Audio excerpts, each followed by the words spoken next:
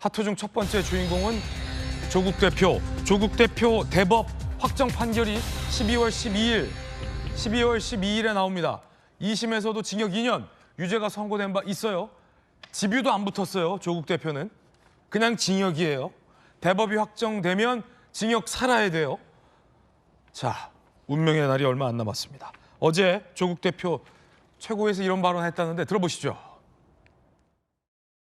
저는 2019년 이후 지금까지 항상 칼날 위에 서서 살았습니다. 칼날 위에서 고민했고, 칼날 위에서 결단했고, 칼날 위에서 행동했습니다. 국민들께서도 이를 다 아시면서 조국 혁신당에 표를 주셨습니다. 12월 12일 이전에도 12월 12일 이후에도 조국 혁신당의 활동은 변함이 없을 것입니다. 자, 그제 혁신당 의원들에게도 조 대표가 문자를 보냈다는 겁니다. 점점점 시간이 다가오죠. 자, 칼날 위에 서 있고 칼날 위에 행동했다. 담담한 마음 유지하고 당무에 전념하라. 최악의 경우를 대비하는 작업 역시 하고 있다. 라며 조국 대표도 지금 2심에서까지 집유 없이 징역 2년이 선고됐기 때문에 다가오는 운명을 좀 느끼고 있는 거겠죠. 최악의 경우가 그거겠죠. 확정 판결되고 구속되는. 자, 하급심까지 대법 확정 판결이 나면 어떻게 될까 함께 보시죠. 1심, 2심 징역 2년 실형이 선고됐고 자녀 입시 비리 유죄, 감찰 무마 혐의 유죄. 만약에 대법 확정되면 자, 수감돼요. 구속되는 거예요. 의원직 상실되고요. 피선거권 박탈되고요. 선거권도 제한이 있습니다. 김광선 변호사님, 저 피선거권 박탈이요. 구속돼 있는 기간 2년 더하기 향후 5년간. 그렇죠. 7년간 선거에 나올 수 없게 되면 대선에는 못 나오는 거네요. 그렇습니다. 그래서 사실 뭐 법을 잘 모르는 분들은 2년 살고 나오면 대통령 출마하면 되지 않아? 그런데 그렇지 않아요. 2년에다 또 5년이 추가가 되기 때문에 근데 본인은 뭐 아까 그런 얘기하죠. 10월 12일 이전과 이후는 변함이 없을 거다 이런 얘기를 하고 있지만 뭐 저거는 제가 볼 때는 수사에 불과하고 네네. 조국 혁신당 자체가 어떻게 보면 조국 대표 1인 당이라고 볼 수 있거든요. 자, 조국의 어떠한 상징성 때문에 지난 총선 때 표를 많이 얻었고 그래서 열석 있는 이상의 의원들을 또 배출하지 않았습니까? 그럼 조국이 없는 조국 혁신당은 어떻게 될 것인가? 그건 굉장히 이제 가시밭길이죠. 일단 선장이 뭐 교도소에 들어갔기 때문에 선장 없는 배가 되는 거예요. 그래서 아마 본인은 뭐 들어가기 전에 조국 혁신당이 계속 갈 수 있도록 뭐 해놨다고 하는데 그건 쉽지 않을 거고 이제 경우할 때는 이런 경우가 있을 수 있죠. 이제 의원직 상실하잖아요. 그러면 교도소 수감될 거 아닙니까? 그러면 계속적으로 어떠한 투사의 이미지, 핍박받는 피해자의 이미지를 계속 구성하면서 보이면서 또 제3자가 조국 대표를 대리해서 조국 혁신당을 또 이끌 수 있는 그런 또 측면도 있다고 봅니다. 그렇군요. 그런데 문제는 이제 그거죠. 정치는 개입할 수가 없어요. 그래서 그 안에서 뭐 어떤 메시지는 전달할 수 있을지언정 정치의 행위는 법적으로 할 수가 없습니다. 네. 앞서 김광선 변호사님 말씀 중에 조국 대표가 구속되면 이 남은 조국 혁신당 의원들이 마치 구속된 정치적으로 핍박받는 어떤 정치인 당대표의 유산을 내세워 계속해서 영향력을 행사를 할 거다라는 전망도 주셨는데 이게 뭐 민주화 운동하다 들어간 것도 아니고 자녀 입시 비리예요. 자녀 입시 비리로 구속된 사람이 무슨 핍박받은 정치인이다. 이 가능할까요? 좀 어렵겠죠. 어렵죠. 네. 그리고 다 떠나서 이 조국 사태 때 우리나라의 여론이 얼마나 양분되고 네. 정말 극한 대립으로 가지 않았습니까? 그 갈등 양상을 생각하면 다시는 뭐 돌아가고 싶지 않은 시간이라고 저는 생각합니다. 많은 국민들이 아마 그 상황을 기억하고 계실 텐데요. 그런 점에서 방금 말씀하신 대로 이건 민주화 운동했던 무슨 투사도 아니죠. 그래서 아마 저는 그 상황에서 당선된 것만 해도 총선 때 지금 12석이죠. 지금 네. 조국혁신당이. 그것만 하더라도 굉장한 성과를 거둔 거죠. 지금 그 상황에서 출마를 해가지고. 그런데 아마 대법 그 판결에 대해서 어느 정도 본인이 결심한 바가 있지 않겠습니까? 네네.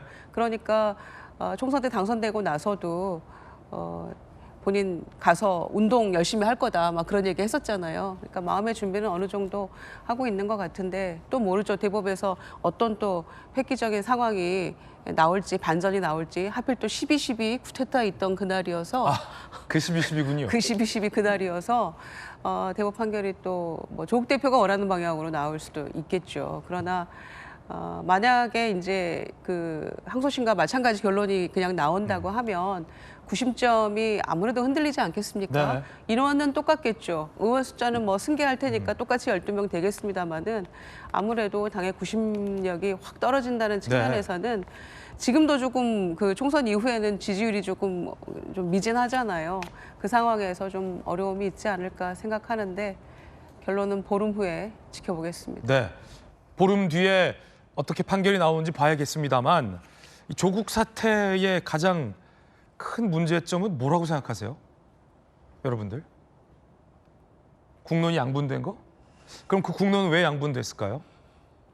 결과적으로 당사자와 당사자를 보호하려는 세력들이, 정치 세력들이 제기되고 있는 개인의 어떤 입시 비리 의혹과 혐의에 대해서 끝까지 시인하지 않고 거짓이고 정치적인 탄압이고 검찰 수사도 정치적인 공작이다라고 바득바득 우기면서 지지자들을 선동했던 것, 그게 본질 아닐까요? 만약에 대법에서도 유죄가 확정된다면 조국 대표는 과연 본인에게 제기됐었던 혐의에 대해서 지금까지 단 한 번도 인정하거나 사과하지 않고 있는데 이제는 사과할지 인정할지 궁금합니다. 전주혜 의원님, 제가 조국 사태를 보면서 얼마나 신기했으면 제가 박사 논문까지 썼어요. 그 연구했어요, 조국 사태를. 논문까지 썼는데 조 대표 지금까지 반성하거나 혐의 인정 안 하고 있죠? 네, 또 그런 면이 안타깝고 그리고 또 2심에서 실형이 선고가 됐습니다만 법정 구속이 안 되는 바람에 또 이번에 총선에서 비례대표로 또 출마까지 하는 뭐 이런 상황이 된 거죠. 저는 뭐 이 사건이 대한민국의 공정과 상식을 일깨운 대표적인 사건 아니겠습니까? 네네. 그래서 특히 입시라는 그런 공정성을 요하는 영역에서 그리고 또 본인이 그동안 했던 그런 언행과는 매우 다른 그런 형태를 이제 보였다는 점에서 많은 국민들이 실망을 했고 또 대한민국이 정말 두 쪽이 나는 네. 분열되는 뭐 이러한 상황까지 가는 그런 파장의 큰 사건이었습니다. 근데 한편으로는 지연된 정의는 정의가 아니다는 말이 떠오를 수밖에 없는 사건입니다. 최초의 지금 기소는 2019년 12월 31일이 됐는데 지금 오늘이 지금 2024년 지금 11월 26일이고요. 12월 22일이면은 거의 4년 넘게 거의 5년 가까이 만에 기소된 지 한 그 4년 만 4년이 지난 다음에 확정 판결이 이제 나오는 것이죠. 4년이 아니라 5년이네, 5년. 그래서 이렇게 지연된 정의가 계속 발생하다 보니까 이렇게 버젓이 또 총선에 출마를 좀 하게 되고 예. 또 그런 면에서 이 사법부의 재판 지연이 참 대한민국의 정치사에 굉장히 안 좋은 영향을 미친다는 그런 좀 생각을 다시 한번 하게 되고 그리고 뭐 결과를 알 수 없습니다만 정말 이 사건이 유죄가 확정이 된다고 하면 이런 그 흑역사는 바투리되지 않도록 지금 남아 있는 뭐 이재명 뭐 대표를 비롯한 또 울산시장 선거 개입 사건 같은 경우는 2심 선고도 아직 이루어지지 않았거든요. 네. 그래서 윤미향 의원 사례도 전 의원 사례도 있고요. 그래서 좀 사법부가 이렇게 특히 공인의 사건, 특히 임기가 보장돼 있는 사건의 경우에는 그 임기가 끝나기 전에 임기를 마치기 전에 확정 판결을 해야 된다는 그런 좀 소명 의식을 가졌으면 좋겠다 좀 하는 그런 생각도 들게 합니다. 자, 물론 아직 대법 판결이 어떻게 나올지는 단언할 수 없다라는 말씀 거듭 드리겠습니다. 조국 대표와 사실은 같은 혐의, 입시 비리 혐의 같은 경우는 아내인 이 정경심 교수가 이미 대법에서 확정 판결이 됐고 그 입시 비리 의혹 중에 가장 주요한 혐의 중 하나가 딸이 받았다는 이 표창장, 동행대 총장 표창장은 조국 대표 부부가 조작했다. 라는 것이 이미 대법에서 확정 판결로 유죄가 인정되지 않았습니까? 같은 혐의죠, 조국 대표도. 1, 2심에서 유죄로 판단한 부분이. 그렇습니다. 거기에 이제 아들의 입시 관련된 내용까지 좀 추가가 그렇군요. 되는데요. 전체적으로 보면 뭐 다른 어떤 걸 떠나서 이게 정경심 교수 사건에서 대법원 확정 판결이 있었고요. 관련된 증거나 이런 부분에 대한 이미 법원의 여러 번 판단이 있었기 때문에 그 책임까지 면한다거나 그것이 부당하다고 주장하지는 않는 것으로 알고 있습니다. 다만 이제 조국 대표를 지지하고 조국 사태라고 하는 그 사건의 어떤 비판적 시각을 가진 분들의 입장은 이 사건이 어떻게 시작돼서 결국에 결과가 이렇게 됐느냐. 물론 결과로서 처벌받은 부분에 대한 법적 책임은 당연히 져야 되고 그럼에도 불구하고 이 공정의 이슈에 대한 이 책임을 명확하게 사과하거나 이런 입장 표현을 하지 않는 것에 대해서 비판할 수는 있습니다만 적어도 이 사건이 최초의 소위 조국 펀드라는 사건으로 시작해서 또 웅동학원의 비리 사건으로 해서 주변이 탈탈탈 털린 사건입니다. 그 결과로서 수사 과정에서 인지되거나 뭐 제보된 사건을 가지고 결국에 이제 입시 비리 중심으로 사건이 여기까지 오게 된 거죠.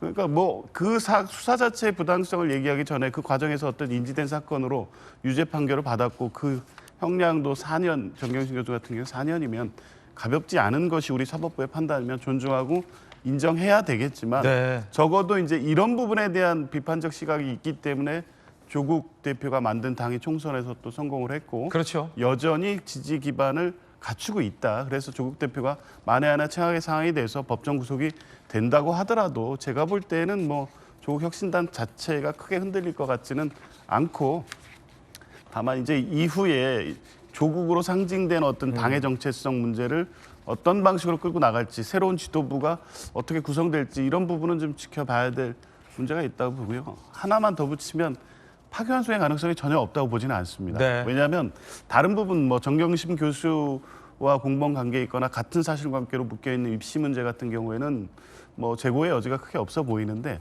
청탁금지법 같은 경우에는 법리적으로 판단해주면 여지가 있어 보여서요.